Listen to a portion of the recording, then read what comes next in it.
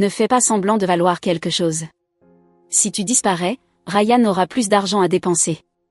Ma colère a atteint son comble avec les mots sans cœur de mes beaux-parents. Malgré avoir supporté les infidélités de Ryan et ses mauvaises habitudes de consommation d'alcool, entendre de tels propos de ses parents était insupportablement douloureux.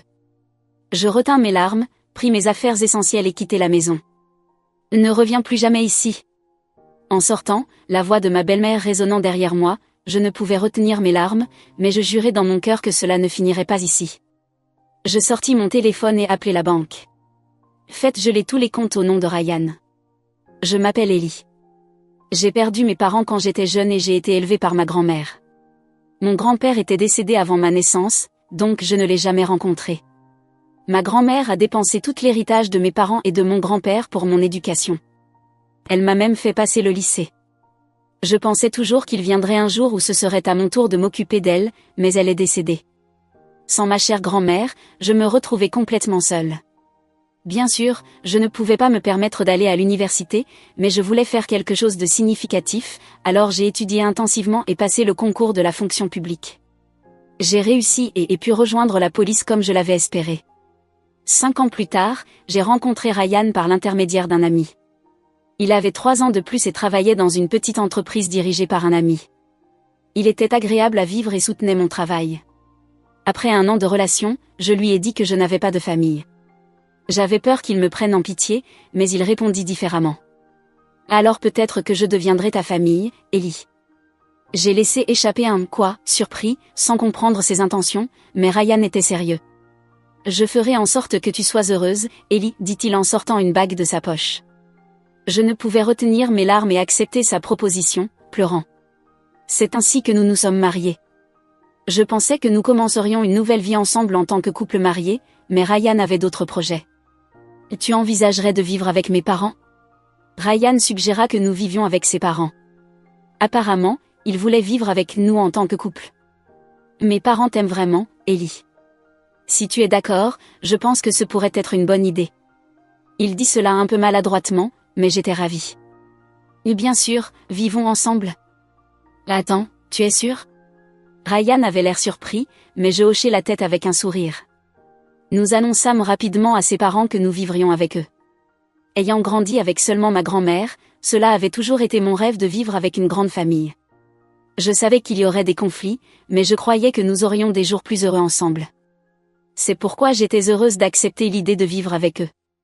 Cependant, la réalité s'est avérée bien loin de la paix. Dès que nous avons commencé à vivre ensemble, j'étais responsable de toutes les tâches ménagères. Mon beau-père, Brian, était à la retraite et ma belle-mère, Heather, était femme au foyer, donc ils étaient à la maison tous les jours. Mais ils ne montraient aucune intention d'aider aux tâches ménagères. Et Ellie, il y a des assiettes qui traînent. Je suis désolée, mais pourrais-tu aider un peu ? C'est difficile de tout gérer toute seule. Les tâches ménagères sont le devoir de la femme. Fais-le, c'est tout.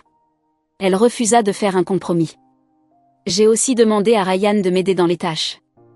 Je suis occupée aussi. Désolée, mais tu peux t'en charger, Ellie. Il dit cela avec un demi-sourire. Heather entendit et me réprimanda. Un autre jour, je demandai à Ryan de récupérer quelque chose que j'avais oublié d'acheter après son travail. Malheureusement, Heather l'a pris. Ryan a travaillé dur toute la journée. Comment oses-tu lui demander de faire des tâches futiles ? Elle me réprimanda, le visage rouge de colère. Quand nous nous sommes mariés, mes beaux-parents semblaient être des gens différents. On est soulagé d'avoir quelqu'un comme toi pour femme de Ryan. Ça n'a pas dû être facile avec notre famille, hein ? Ils avaient dit des mots gentils comme ceux-ci quand nous nous étions rencontrés. Mais maintenant, dès que je donnais mon avis, j'étais critiquée. On ne me permettait pas de demander de l'aide ou de réduire mes responsabilités. Depuis, j'ai cessé d'attendre de l'aide de Ryan ou de ses parents. Je me suis forcée à cuisiner, à nettoyer et à faire la lessive malgré mon emploi du temps chargé. Pourtant, mes beaux-parents ne semblaient pas apprécier mes efforts. Pourquoi une femme s'accroche-t-elle à son travail ? Tu ne dois même pas gagner beaucoup d'argent, Brian me regarda en disant cela. Quitte ton travail et occupe-toi de la famille. C'est là que réside le bonheur d'une femme, Heather m'interrompit avant que je puisse répondre. Une femme doit se consacrer à son mari et à sa famille. Travailler sans remplir cette responsabilité, c'est mal. Brian ne me regardait même pas. Il m'interrompait chaque fois que j'essayais de partager mes pensées. Même si je gérais toutes les tâches ménagères, il semblait déterminé à me critiquer tant que je continuais à travailler. Cette même attitude ressortit lorsque je demandais à Ryan d'acheter des courses. Pour mes beaux-parents, Ryan était précieux, tandis que je semblais être vue comme une simple femme de ménage. Peut-être qu'ils en voulaient à ce que je travaille et ne sois pas toujours à la maison. Les critiques constantes me laissaient épuisée et vidée chaque fois que je terminais mes tâches. Mes beaux-parents ne savaient pas quel genre de travail je faisais. C'était à cause de Ryan. Tu pourrais ne pas dire à mes parents ce que tu fais comme travail? Quoi? Pourquoi? À ma grande surprise, Ryan m'avait demandé de garder mon travail secret de ses parents. Perplexe, j'ai remis en question ses raisons. Je gère une petite entreprise. Mes parents pensent déjà que j'ai assez de pression. S'ils savaient ce que tu fais réellement, ça me ferait passer pour quelqu'un de mauvais, dit-il en soupirant, l'air abattu. Garder mon travail secret ne me semblait pas juste, mais Ryan insista davantage. S'ils découvrent que tu réussis plus que moi, ils te demanderont probablement de quitter ton travail. Je ne pus m'empêcher de pousser un cri. Les parents de Ryan étaient vieux fashioned, valorisant les hommes comme les pourvoyeurs de fonds. S'ils savaient que je gagnais plus, cela ne se passerait probablement pas bien. Mais je pensais que Ryan en faisait trop. Pourtant, il restait inflexible, alors j'ai accepté à contre-cœur. Ryan dit à ses parents que je travaillais à temps partiel dans une usine. Cela les amena à me voir comme une femme sans ambition, médiocre, qui ne remplissait pas ses devoirs. Une travailleuse à temps partiel comme toi ne devrait pas se donner des airs, ricana Brian, tandis que Heather me regardait comme si j'étais sans valeur. Mais je refusais d'abandonner mon travail. C'était ma passion et cela signifiait tout pour moi. Malgré leurs insultes constantes, je n'avais pas l'intention de l'abandonner. Un jour, Ryan rentra tard. Le travail a été intense ces derniers temps, dit-il, fatigué. Mais à partir de ce jour-là, il commença à rentrer vers minuit. Il commença aussi à rester dehors toute la journée le week-end. Au début, je pensais qu'il prenait du temps pour se détendre après le travail, mais avec le temps, j'ai commencé à me sentir suspicieuse. Récemment, tu rentres tard et tu sors plus souvent. Où vas-tu? C'est le travail. Je t'ai pas dit que les choses étaient occupées? Je travaille même le week-end. Quand j'ai insisté, Ryan répondit d'un ton désinvolte, sans me regarder dans les yeux, ce qui n'a fait qu'accroître mes soupçons. Tu me caches quelque chose? Il n'y a rien à cacher, répondit Ryan, légèrement agacé, me jetant un coup d'œil furtif. Je voulais des clarifications, mais à ce moment-là, Heather entra dans la pièce. Elle est contrariée parce que je rentre tard. Qui te crois-tu pour lui poser des questions? Heather me lança un regard furieux tandis que Ryan semblait soulagé de son interruption. Parfois, tu travailles tard la nuit, mais je n'ai aucun moyen de savoir si c'est vrai, dis-je, ma voix devenant plus forte à mesure que ma frustration grandissait. Heather, cependant, m'interrompit immédiatement. C'est toi qui es suspicieuse. Arrête de semer le trouble juste parce que Ryan rentre tard. Je m'excusai alors qu'elle me criait dessus, et tous deux quittèrent la pièce, me laissant là, choquée et incapable de bouger. Plus tard, quand je suis retournée dans notre chambre, Ryan semblait désolé. Je suis désolée, Ellie. Que veux-tu de moi? Tu veux que j'abandonne mon travail comme tes parents ne cessent de le suggérer? Je lui demandai cela, et Ryan parut déconcerté. Si j'arrête de travailler, je ne pourrai pas soutenir tout le monde seul, dit-il. Sa réponse me surprit, car mes revenus étaient bien plus élevés que les siens. Pourtant, il insista pour garder mon travail secret auprès de ses parents. Je me demandais s'il y avait un avantage à ce secret, mais je n'ai pas pu le lui dire à ce moment-là. Je croyais toujours en Ryan. Le harcèlement de mes beaux-parents ne fit que s'intensifier après cela. Ryan commença à me critiquer ouvertement devant eux, trouvant des défauts dans tout ce que je faisais. Il se plaignait même des repas que je préparais, peu importe combien de soins je leur accordais. Heather imposait des restrictions strictes sur moi. Quand j'essayais de prendre un bain, elle éteignait le chauffe-eau, prétendant que c'était du gaspillage. Parfois, elle vidait même la baignoire avant que je puisse l'utiliser, me forçant à me doucher à l'eau froide. Inquiète pour ma santé, j'ai commencé à prendre une douche au travail avant de rentrer à la maison, mais même cela n'a pas arrêté le harcèlement. Un jour, après être rentrée du travail, je remarquai que la porte de ma chambre était ouverte. En entrant, je découvris que mes cosmétiques et mes bijoux avaient disparu. « Heather, tu es allée dans ma chambre ?» demandai-je immédiatement. « De quoi m'accuses-tu » répliqua-t-elle, en niant tout. Ryan fit aussi semblant de ne rien savoir, mais il était clair que quelqu'un avait fouillé dans mes affaires. Dans ce cas, ça pourrait être un intrus. Je vais appeler la police, dis-je calmement, mais tous deux semblaient visiblement alarmés. C'est ridicule, s'exclamait Ril, essayant de me dissuader. Est-ce que tu caches quelque chose que tu ne veux pas que la police voie, demandai-je, et Ryan tenta même de saisir mon téléphone. Il était clair qu'ils avaient envahi ma chambre. À partir de ce jour-là, j'ai installé un verrou simple sur la porte. Mettre un verrou sur ta porte? Tu dois avoir quelque chose à cacher, se plaignit Heather, mais je l'ignorais. En réponse, ils commencèrent à me surveiller de plus près. Chaque fois que j'étais dans la chambre, ils écoutaient à la porte, essayant d'attraper n'importe quel bruit. Si je répondais au téléphone, Heather demandait « Tu parles à qui? Tu as une liaison ?» Si je faisais des tâches ménagères, Ryan venait me dire « Dépêche-toi de finir. » Est-ce que tu travailles vraiment, ou tu fais juste semblant? Je me sentais plus nerveuse chez moi qu'au travail. Je savais que la situation ne s'améliorerait pas, alors j'ai décidé de parler à Ryan de tout cela. Je lui ai expliqué comment ses parents entraient sans permission dans ma chambre. Tu sais comment ils sont. Mon père a toujours été comme ça, dit-il en se montrant indifférent. Mais ce n'était pas tout. Je lui ai parlé des douches froides, des restrictions d'achat, et du fait que je ne pouvais même pas utiliser la salle de bain librement. Ton travail n'a-t-il pas une douche? Ryan sourit simplement, balayant mes préoccupations. Sa réponse me laissa un goût d'impuissance et de peur. Combien de temps encore dois-je endurer cela? Je cache mon travail et je subis ce traitement à la maison, et toi, tu ne m'aides même pas, dis-je, ma voix montant en frustration. Ryan soupira. Si tu détestes ça autant, quitte ton travail. Peut-être que mes parents arrêteront alors de te déranger. Je restais sans voix. Je pensais qu'ils comprenaient ma passion pour mon travail, mais ils semblaient maintenant agacés. Je suis fatiguée aussi, tu sais. Je n'ai pas envie de t'entendre te plaindre de mes parents tout le temps, dit-il en attrapant une bière dans le frigo. Ryan avait commencé à boire plus fréquemment à la maison. Il avait toujours une boisson à la main, et chaque fois qu'il buvait, il refusait de m'écouter, criant si j'essayais de parler. Normalement, je me contenais, mais ce jour-là, je ne pouvais pas rester silencieuse. Tu vas vraiment travailler, ou tu passes du temps avec quelqu'un d'autre? Le ton de Ryan devint glacial, mais je persistais.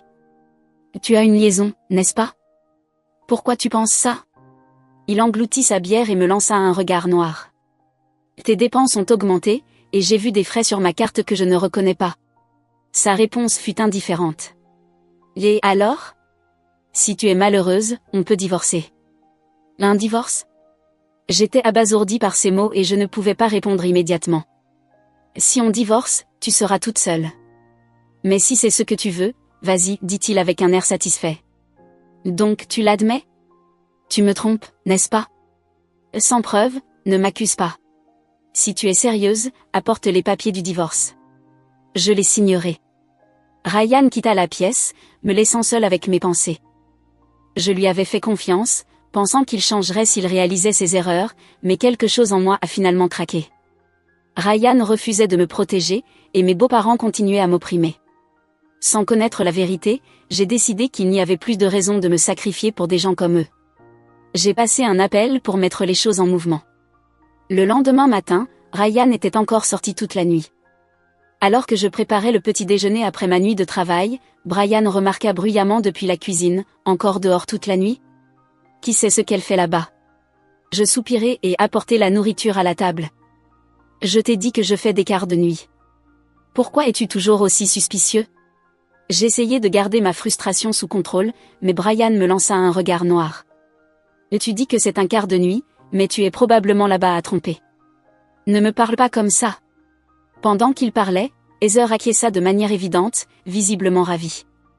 Leurs paroles firent monter ma colère à son comble. C'était déjà assez douloureux de supporter les habitudes de séducteur et d'alcoolique de Ryan, mais entendre cela de ses parents était insupportable. Il semble inutile de vous expliquer quoi que ce soit. Je m'en vais. Je retenais ma rage, allai dans ma chambre et commençai à faire mes valises. Je le savais. Dépêche-toi de divorcer de Ryan. Tu caches sûrement quelque chose. Tu n'es rien d'autre qu'un parasite. Mes beaux-parents continuaient à lancer des insultes, mais je les ignorais en portant mes sacs jusqu'à la porte d'entrée.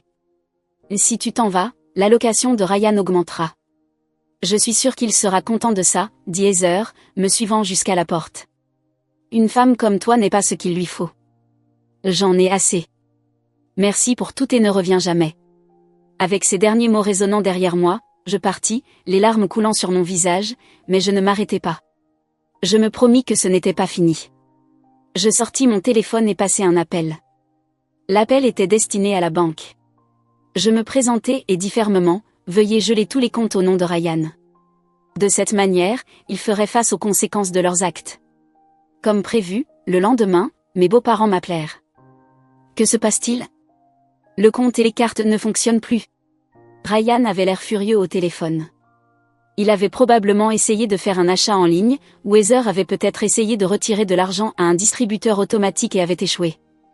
Tu as dû voler de l'argent sur le compte de Ryan. C'est un crime, tu sais. Il semblait pressé de m'accuser de vol, mais il ne pouvait pas être plus dans l'erreur. Il était temps de révéler la vérité. Je n'ai rien volé. Le compte que vous utilisez est en réalité à mon nom. Le compte joint pour nos économies est aussi à mon nom. Ne sois pas ridicule. Une petite salariée comme toi n'aurait pas cet argent. Ryan rit, mais je tins bon. Vérifie les cartes de crédit dans le tiroir. Elles sont toutes à mon nom. Ce n'est pas possible. Je les entendais fouiller pour vérifier les cartes. Après quelques instants, j'entendis un cri à l'autre bout du fil. Pourquoi tout est à ton nom, même les cartes de crédit? Tu as dû changer les noms surtout. C'est de la fraude. Ils étaient paniqués, essayant de comprendre la situation, mais ils ne faisaient que chercher des excuses. Ryan est au chômage. C'est pourquoi les comptes sont à mon nom. Ma voix se fit froide en énonçant cela, et un silence se fit de l'autre côté du téléphone. Il semblait avoir du mal à comprendre ce que je disais. Ryan avait quitté son travail il y a 6 mois après avoir causé des problèmes au travail. Il faisait semblant d'aller au bureau, mais passait ses journées dans des cybercafés. Le détective privé avait révélé qu'il rencontrait aussi plusieurs femmes via des applications de rencontres. Il s'était apparemment impliqué avec la femme de son patron, ce qui avait entraîné sa démission forcée. Dans une petite entreprise comme la sienne, il n'y avait aucune chance qu'il reste après ce scandale. Même après avoir perdu son travail, il continuait de voir d'autres femmes et dépensait tout son revenu de salarié pour elles. Pendant ce temps, c'était moi qui gagnais de l'argent pour soutenir notre foyer. De quoi tu parles? Une petite salariée comme toi ne pourrait pas soutenir ce foyer. Brian ricana, balayant mes paroles d'un rire. Je suis policière. Je le dis simplement, révélant enfin la vérité. Ryan m'avait demandé de garder cela secret, mais il ne me restait plus rien à cacher. Mes beaux-parents, qui m'avaient constamment critiqué comme inutile et sans éducation, restèrent sans voix. Ils étaient trop choqués pour répondre, et je saisis l'occasion pour continuer. Je ne pouvais pas vous le dire car Ryan m'avait demandé de ne pas en parler. J'expliquai calmement que je travaillais dur en tant que policière pour soutenir la famille. Je révélai aussi que Ryan avait manipulé la vérité à propos de mon travail pour se donner une meilleure image. Je leur dis que j'avais continué à travailler et économiser de l'argent pour notre avenir pendant qu'ils le dépensaient en cachette pour d'autres femmes. Et alors, tu es policière? On ne t'a jamais demandé ton aide ni dépendu de tes revenus, tenta de minimiser Brian avec un rire méprisant. Très bien. Vous n'avez plus besoin de compter sur moi car je ne serai plus là, répondis-je fermement, sans la moindre trace de doute. Je leur montrai ensuite les documents de tout le harcèlement et les mauvais traitements que j'avais subis de leur part. Qu'est-ce que c'est que ça? Heather écarquilla les yeux en feuilletant les preuves. J'avais réuni des preuves de leurs intrusions constantes, de leurs insultes, et même des fois où ils avaient fouillé mes affaires. J'avais installé un dispositif d'enregistrement dans ma chambre et une caméra cachée, capturant leurs allées et venues dans mes affaires. J'avais des enregistrements audio de leurs insultes et de leurs reproches, ainsi que des preuves de leurs tentatives pour saboter ma vie quotidienne. Tu ne peux rien faire avec ça. On est de la famille, et la famille ne peut pas être accusée de telles choses, répondit-il avec un sourire suffisant, croyant connaître la loi mieux que moi. C'est vrai. Les membres de la famille ne peuvent pas être tenus responsables de ce genre de choses. Tous deux semblaient rassurés, mais je restais implacable. Bien que les accusations criminelles ne s'appliquent pas, je peux toujours vous poursuivre pour dommages et intérêts devant un tribunal civil. Ils restèrent silencieux face à cela. Ils n'avaient pas envisagé la possibilité d'une poursuite civile. Je me levai, rassemblant mes affaires. Je m'en vais. Je leur tournai le dos, mais j'entendis Brian crier, désespéré. Attends. Ce n'était pas du harcèlement. On voulait juste que tu comprennes nos valeurs familiales. Oui, Ellie, tu es juste trop sensible, ajouta Heather. Leurs pitoyables excuses ne firent qu'alimenter ma colère. Je me retournai, parlant avec une conviction que je n'avais jamais ressentie auparavant. Vous n'avez jamais eu l'intention de me faire me sentir la bienvenue dans cette maison. Vous m'avez constamment rabaissé, me traitant d'inutile et de sans éducation. Je laissai toute ma frustration éclater, les regardant reculer de peur. Après être parti de la maison de mes beaux-parents, je contactai un avocat. En réalité, j'avais déjà consulté à la fois un détective privé et un avocat. Lorsque je suis arrivé au cabinet de l'avocat, je fis convoquer Ryan. Il arriva avec une expression perplexe, scrutant les lieux. Je pouvais sentir l'odeur de l'alcool sur lui, il avait clairement bu toute la nuit. Son humeur semblait étrangement joyeuse, ce qui me fit soupçonner qu'il avait été avec une autre femme. « Tu me trompes, n'est-ce pas ? » « Pas avec une seule femme, mais plusieurs, lui demandai-je. Ryan ricana, ne cherchant même pas à nier. « Et alors ? Ça te pose un problème ? Alors tu l'admets. Tu as même perdu ton travail à cause d'une de tes aventures, n'est-ce pas ? » Il sembla brièvement irrité, puis haussant les épaules. « Et si tu n'es pas contente, on peut divorcer. » Il semblait penser que la simple menace de divorce allait me faire taire. Peut-être croyait-il que j'avais peur du jugement social si je le quittais. D'accord. Je suis d'accord. Divorçons. Son expression changea, surpris par ma réponse. Bon, peu importe. Mais tu vas regretter ça. Il lança ces mots, mais je n'avais plus de doute. Eh bien, peu importe. Tu vas regretter ça, cependant. Je pensais que les policiers avaient un sens des responsabilités. Apparemment, tu n'étais pas responsable en tant qu'épouse. Ces mots étaient destinés à me culpabiliser, mais cela ne m'affecta pas. Je sortis les papiers de divorce et les posai devant lui. Vas-y, signe-les. Très bien. Mais je serai bien sans toi. Je trouverai juste quelqu'un d'autre, rit-il en prenant un stylo, totalement inconscient de ce qu'il allait perdre. Je me demande ce que ces femmes te trouvent. Ma voix était calme, presque conversationnelle. Il s'arrêta, me regardant avec défi. Qu'est-ce que tu insinues ? Elles sont attirées par le mode de vie financé par mon argent, pas par toi. Il me regarda, confus. Tu as utilisé nos économies communes, n'est-ce pas ? Cet argent est parti maintenant, donc ton petit plaisir ne durera pas. Qu'est-ce que tu veux dire, parti ? Il avait l'air vraiment abasourdi, comme s'il ne comprenait pas mes mots. Une fois qu'on sera divorcé, tu n'auras plus accès à mon compte ni à mes économies. Tu devras dépendre de tes parents. Quoi ? Son visage devint pâle, et il commença à trembler légèrement. La réalité de la situation semblait enfin le frapper. Je suis désolée, Ellie. S'il te plaît, ne va pas jusqu'au divorce. J'ai besoin de toi. Il se rendit compte qu'il perdait son soutien financier et supplia pour que je reconsidère ma décision, mais il était trop tard. Je promets que je vais changer. Mes parents ne te dérangeront plus. Ses supplications désespérées étaient presque comiques.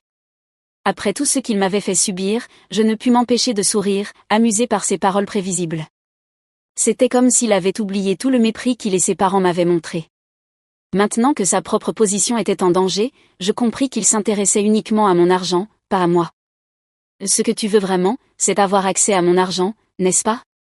Soutenir tes parents et maintenir ton mode de vie avec un emploi à temps partiel ne sera pas facile. Je dis cela avec un sourire, et son visage se tordit de frustration.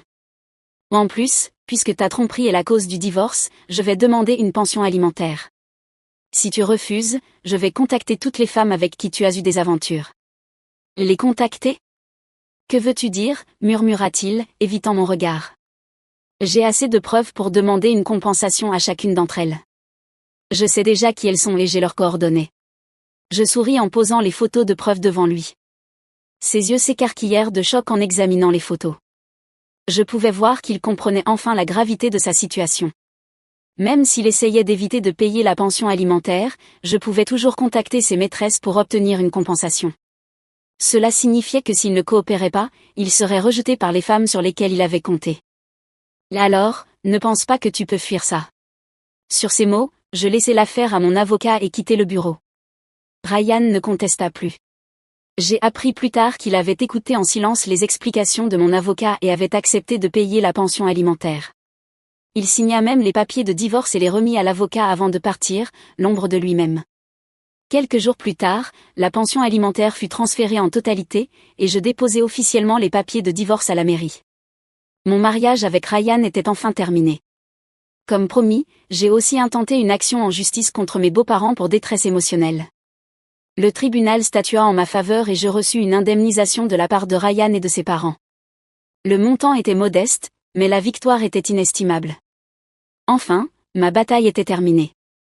Un ami m'a dit plus tard que Ryan et ses parents avaient vendu leur maison et déménagé dans un petit appartement. Entre la pension alimentaire et le procès, ils étaient maintenant profondément endettés. Ses parents avaient même trouvé des emplois à temps partiel pour joindre les deux bouts. Pour des gens qui vivaient de mes revenus, cette nouvelle vie devait être incroyablement dure. Ryan a été abandonné par ses maîtresses et il n'avait plus personne. J'ai entendu dire qu'il fréquentait maintenant une agence matrimoniale formelle, mais sans succès jusqu'à présent. En y repensant, je suis reconnaissante que Ryan ait insisté pour garder mon métier secret vis-à-vis de ses parents. S'ils avaient su que j'étais policière, ils m'auraient exploité encore plus, et divorcer aurait peut-être été plus difficile. Rien que d'y penser, j'en frissonne.